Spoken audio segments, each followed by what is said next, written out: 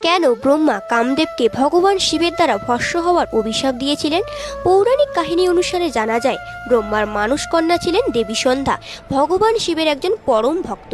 একদিন কামদেব দেবী সন্ধ্যাকে কামবাণে বিদ্ধ করেন, যার ফলে দেবী সন্ধ্যা কামদেবের প্রতি আকৃষ্ট হয়ে কামদেবের পিছন পিছন যেতে থাকেন। এরপর ব্রহ্মাদেব দেবী সন্ধ্যাকে সতর্ক করতে এলে ব্রহ্মাদেব দেবী সন্ধ্যার সৌন্দর্যে মুগ্ধ হয়ে পড়েন এবং তার প্রতি কামুক হয়ে পড়েন।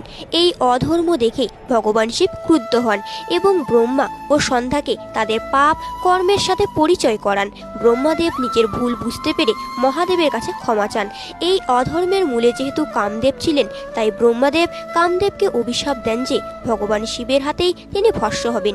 এই কর্মে যেহেতু দেবী সন্ধ্যার কোনো দোষ ছিল না, তাই দেবী সন্ধ্যার কলঙ্ক দূর করতে ব্রহ্মাদেব সন্ধ্যাকে আশীর্বাদ দেন যে যে ঘরে প্রতিদিন সন্ধ্যায় প্রদীপ জ্বালানো হবে সেই ঘরে সুখ সমৃদ্ধি বৃদ্ধি পাবে।